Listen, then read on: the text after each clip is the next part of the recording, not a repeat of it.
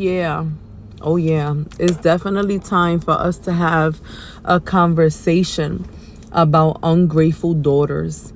I feel like we are living in a time right now where so many relationships between mothers and daughters are definitely ruptured in a way where it can be repaired, but because of satanic influences that are around the children, sometimes it makes it very difficult. And this is where I know it's hard, and I know we need to trust God in these moments. And I know that this is going to be an on-time word for many mothers, because I have a lot of moms right now that I'm talking to in our ministry that are, going through some rough times with their daughters.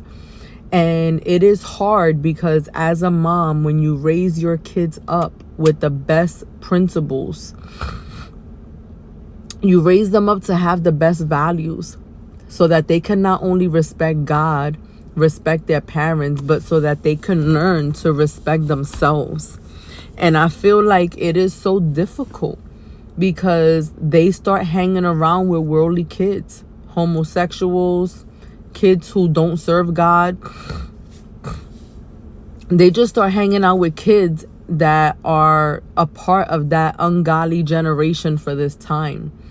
And it makes it hard because within the church, there's always drama. Within the church, there's always stuff that's going on. So it makes it harder for kids to be able to navigate what is reality from what is not, because they don't know how to process their feelings. And sometimes when you shelter your kids a lot, and sometimes when you try your very best to give them the best life that you possibly can, and you've been there for them for years, it's very unsettling when they start to make friends with worldly people, and then their behavior starts to change and they don't even see it.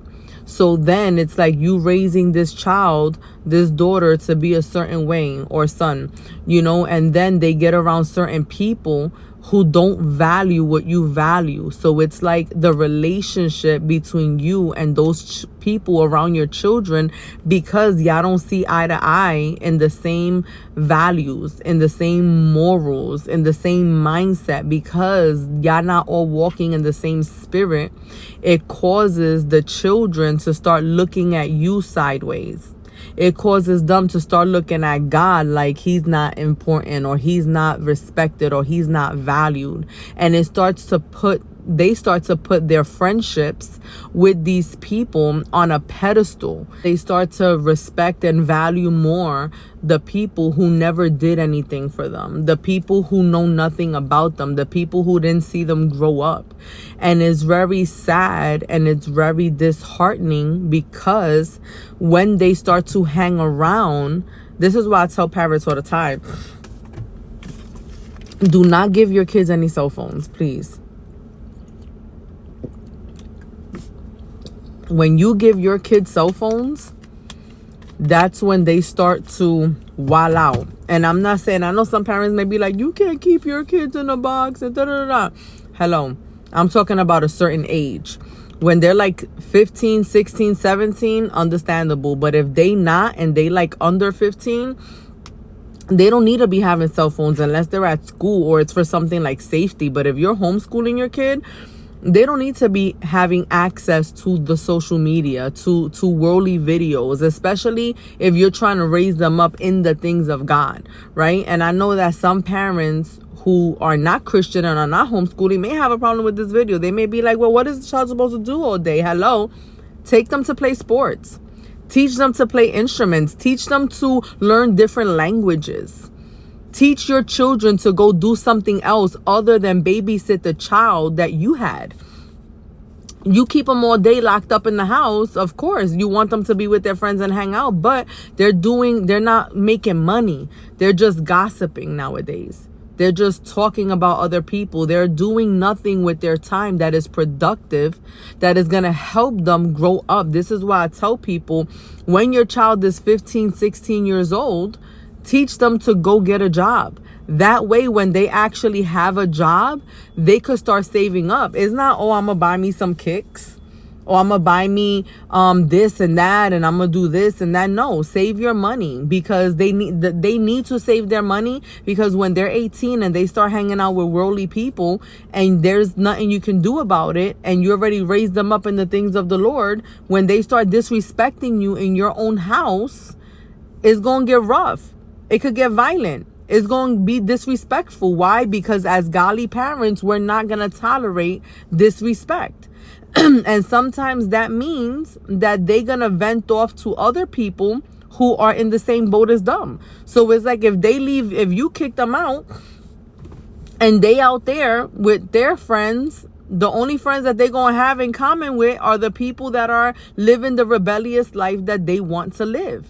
So there's a lot of kids nowadays that they want to do their own thing. They want to grow up, and it's like they want to be independent. But it's like, how you want to be responsible outside of your house when inside of your house, the people that have been taking care of you for years and ages telling you to clean up your room. They telling you to pick up your dog's piss. They're telling you to throw out the trash. They're telling you, if we cook dinner, you do the dishes. They're telling you to wipe down the countertops, clean the fridge, help. It's a team. Family is not just an I. Family is like a we. We are one. We are a family. It's the same thing that I feel like grandparents are supposed to do when they get married and they have children. The grandparent is supposed to go to your house. They're supposed to help you cook dinner and clean the dishes. You have a newborn baby in your house. They're supposed to help sweep and mop and fold laundry. You see, I'm old school. Some people may not cherish the things that I cherish. They may not see life the way I see life. So it's like, if you're going to have a problem with your mom and dad, and I hope that there's a lot of kids that listen to this, or you share this with your kids. If you have a problem with your mom and dad, let it be something other than, oh, they asked you, you got a job and now you making $2,000 or $3,000 a month. If they only asking you for $250, if they're only asking you for $500 so that you could contribute and learn a little bit of responsibility and save the rest, what are you whining and complaining about? If they're doing everything in their power to make your life easier, and they have been, you should be able to pay that with gratitude. That's the problem, that a lot of these kids, they get together and they're like, oh, I got to break out this joint. I feel so suffocated. Suffocated with what? When you get an apartment, you're going to have to do dishes over there. You're going to have to now wash your own funky clothes.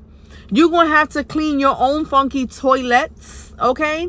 You're going to have to clean the showers. You're going to have to clean the sink. You're going to have to learn to get some Windex and plop, plop, plop on that mirror and ta, ta, ta, ta, ta.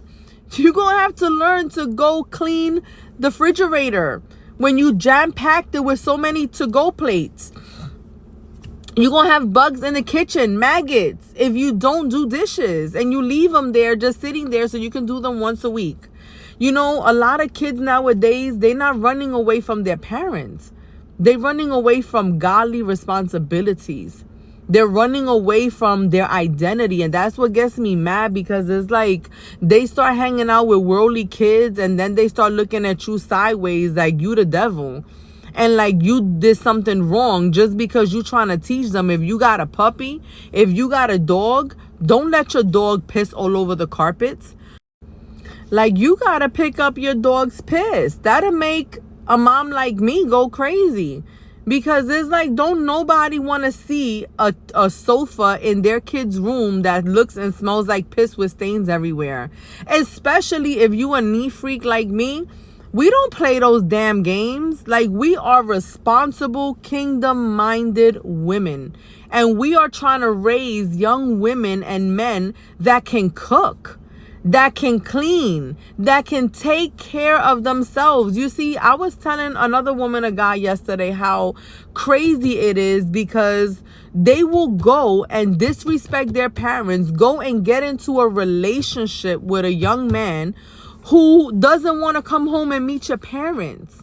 Like, you got to, because what happens is you get into that relationship with that man. You didn't bring him home so that your mom and dad could feel him out. Ask him the right questions. You see, a lot of young girls nowadays, it's like they don't got no head on their shoulders. It's like they beautiful from the outside, but it's like on the inside, it has a lot of maturing to do. It has a lot of maturing to do because they complain about their mom is this and mom is that. And it's like the mom sees things, and what happens is you go and you get into a relationship. They get into a relationship with that guy who didn't want to meet your parents, didn't want to go to church. So it's like he doesn't want to meet your mom. He doesn't serve God. So he don't want to know anything about church. And then the church girl is like, oh, he's such a bad, he's such a baddie. Like, ooh, like, like, I don't know what they say. Ooh, he bad. Like, not baddie, because I think they call the girls baddie. But, ooh, he's such a bad boy. Like, ooh, I like him. Like, that's the man that I love. That's the man that I want to be with. And then they start arguing with their parents over some guy who's living in the world and doesn't want anything to do with God. So they become attracted to God. This is how the devil be getting the daughters of the kingdom. Okay? So then they looking at the guy like he's everything they ever wanted. And then it's like you start having unprotected sex with this man. This man is not even trying to put a ring on your finger. He's not even trying to value you in the eyes of God and treat you the way you're supposed to be treated. He's not even trying to provide for you. He's not even trying to get the apartment. He's not even trying to put a roof over your head. He's not even trying to make sure that you and your future children with him are going to be straight. Right now in the moment is just fun. It's just like, oh, there you go with your mom. And, oh, they make these little girls feel like, they not woman enough to be with them because they want to respect their mom, because they want to respect their father, because they want to respect their parents, the values, the things that they hold dear.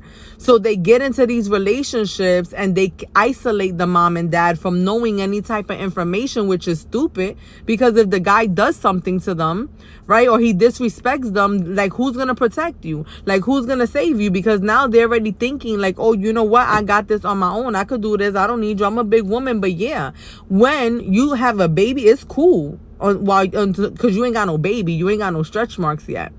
Right? But when you start to have when you have a baby with this person, they don't realize, because they young and dumb. These little girls.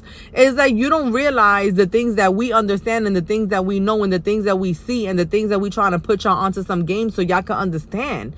You see, a lot of young girls nowadays don't even want to go out to eat with their mothers and have these conversations because they think they know everything already too much. They're not teachable. It's like you know everything, but yet your room is filthy. You know everything, but you don't know how to save money. You don't know how to plan and buy your own house, right? So you don't know how to, put money on the side and have a savings. You too busy cursing at your mom, disrespecting your mom, that you don't even got your own business. You don't even got a pot to piss in. You don't even got a car. So it's like you dependent now on this guy and he's your everything. And it's like, oh my God, right? He puts you up against your family and he isolates you in a corner, and now you're pregnant and then you stuck with him. 18 years, you're going to have to deal with some hell because he's not God-fearing. You see, your mom and dad, you disrespected the warnings that they gave you. You disrespecting the man or woman of God that is in your parents. Now you're not showing no honor to where honor is due. What happened when you was the first year of your life? You couldn't even fend for yourself. Like, you know how hard it is the year that you're not even here for your parents to prepare for you, and then the year that you actually here, the year where they lose sleep. Like, yo, you know how many years the terrible twos, when they 5, they 6, 7, 8, 9, 10. What about 11, 12, 13, 14? Like, yo, when you gotta respect your parents, like, you only have one mom. You only have one dad. And it's like the way I feel about it with this younger generation now is like, if you're gonna be mad at your parents, at least have, like, yo, a legitimate reason to be mad. It's like, I feel like a lot of these kids is like so mad and wanting their independence, but it's the way they going about it. It's not that parents, like, even in the way I look at it in life, it's not that I have a problem with my children not having independence. Heck no. Like, every parent wants their children to be independent. What I don't want you to be is a gossiper. What I don't want you to do is hang out with the wrong crowd, because then you're going to be a nobody. You're not going to know how to make money. Sit at the table with people that can help you build in life. Build your credit report. Hang out with kids where y'all could get up and go to Bali. Y'all could get up and go to Thailand. Y'all could get up and say, you know what? I want to go to Bangkok. I want to go to the Dominican Republic. I want to go on to Paris. I want to go to Europe. I want to go to Spain. I want to go to Madrid. Go to Japan. Go to Tokyo. Go do something nice with your life. Don't sit back chit-chatting with these homosexuals that is in your school or that's in your job, that's in your environment, that's probably pulling you away from the things of God. Because when you hang around people that don't serve God, people who are not into the same things that you into, what are they going to do? They're going to start creating you to be a monster. So when your parents see their child becoming somebody different because now they don't need you, now they got a friend, now they got their friend and their family that they could, look out for them. Yeah, because they not in the things of God. So of course the things of God is going to feel great. Yeah. Go to your friend's house. They probably not going to make you do dishes. They probably going to let your dog piss everywhere. They probably going to let you, not pay rent. Of course, yeah. You're going to go crying to them, crying wolf, because you're going to feel the warm embrace. But it's a sack of lies. It's a sack of demonic lies. Why? Because you have to learn about responsibilities in life. You got to learn to pay your rent. You got to learn to honor your parents. I'm not saying that as a parent, you use your children, because there's a lot of bad parents that use their children to pay all their bills and they take advantage of them. No. Your kid could learn a little bit of responsibility. If you got a rent that's like $2,000, $2,500, your kid could pay $500 and you pay the rest. You understand what I'm saying? Like, because they got to save their money and a parent should be able to take care of themselves. You understand? So it's like, you got these young kids nowadays that just don't respect God. They don't respect putting God first. Like, they don't respect, God just being in everything. They don't respect God, being in the center of your job, being in the center of your finances. Like, they don't want to tithe in church. They don't want to go to church. They don't want to serve in church. Like, they don't want to learn. Like, they don't want to be taught, because they feel like they know everything. And it's like, when you get into a relationship, back to what I said, you have a baby with somebody, you stuck with that person for 18 years. So then now you're going to be in a situation where you're going to have a lot of problems with him, because now he's going to want you to be washing his clothes. He's going to want you to be babying him. He's going to want you to be doing everything. So now the thing that you ran away from your parents, now when you have arguments with him and he wants to go out with his friends, now you got a baby. Now you expect him to be serious, but how is he going to be serious? You expected him to protect your child and not put your child in danger, but he's not God-fearing. So it's like, then you're going to get around your mom, and your mom is going to see certain things in him that you can't see, and you still going to make every excuse for him so that he could continue. You're going to enable his bad behavior. Why? Because as young women, you're supposed to be keeping your husband accountable. You have to. This is why the Bible told the man it's not good for you to be alone. You see, the woman is the gatekeeper of her family. The woman is the one who has to put everything in order if she's a kingdom-minded woman. If she ain't a kingdom-minded woman, she ain't gonna like this video. She gonna be like, man, I don't like that girl. I don't like her values. I don't like her godly stance. Like, we don't do that over here. Like, yeah, because y'all, everything is acceptable over there. There's no boundaries. There's no limits. This is what we dealing with in America with our children when they get around other people who don't honor God. So this is a struggle not only for, godly pastors, right? Godly leaders, godly people who serve God. This is a struggle across America for every household that represents Jesus Christ.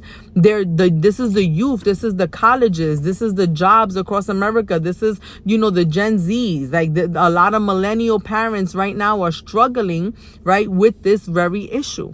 So because they don't have nobody to love them, right? They don't have nobody in their life to make their life easier.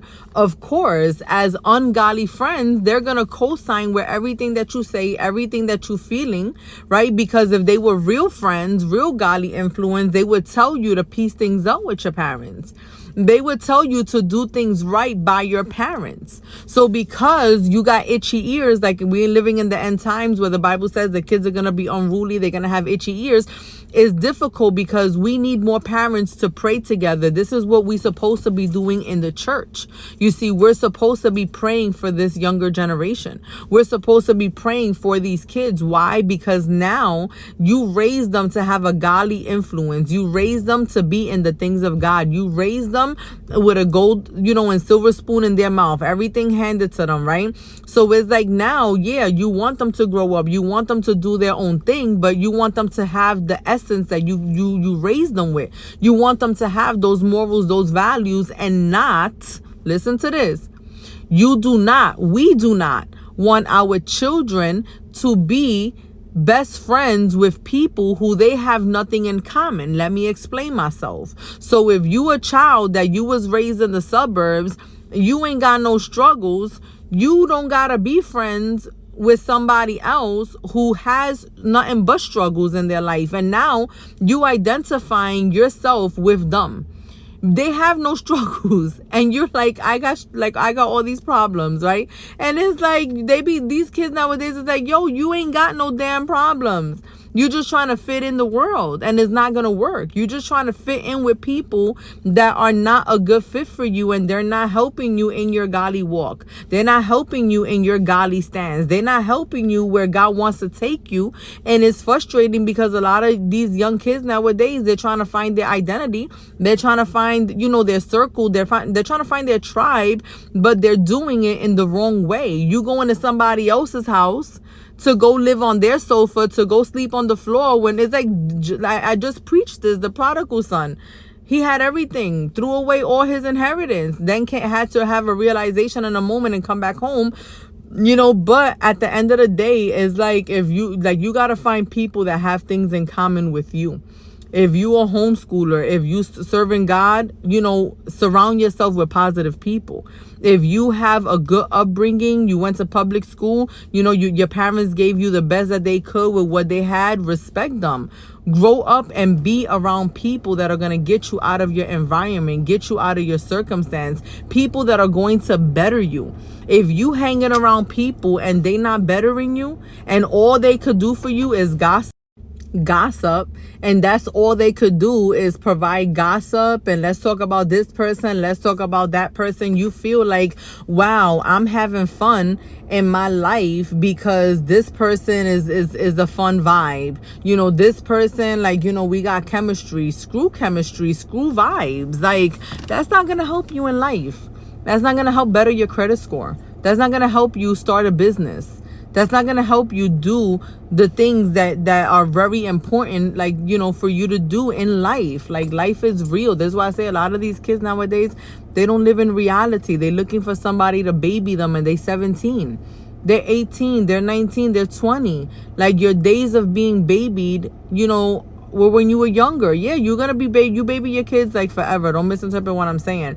But what I'm saying is, like, there are kids who don't want to live in the truth when their parents are trying to warn them and tell them and keep them away from harm. They want to live in a fantasy land. They want to live in candy land. They want to live in a world that is not real, and it's just very sad because we just got too many, parents right now, struggling and going through, the most because they don't have a good relationship with their child. And it's like, you imagine, how hard it is for parents when they raise their kids, always had them there, and then the room is empty, and then their children are no longer there with them, and the child is like, doing their own thing. But it's not easy. That's like an emotional loss for parents, so it's like, I feel like if you're gonna be mad and you're not gonna talk to your mother-in-law, your father-in-law, you're not gonna talk with people, have a reason, have a legitimate reason.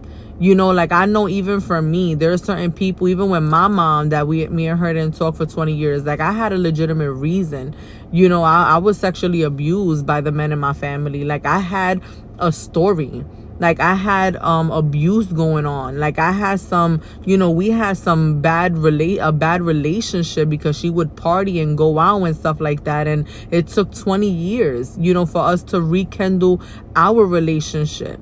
So it's like, the way I look at it is like, if you don't talk with your mother-in-law because she disrespects you, understandable. You don't talk to your aunt and your uncles because of the disrespect, understandable. Like, God will fix things in seasons, because some people, they got some stuff in the healing that they got to do, but for these young kids to not talk to their parents and be unruly just because you being asked to go to church and you don't want to go to church.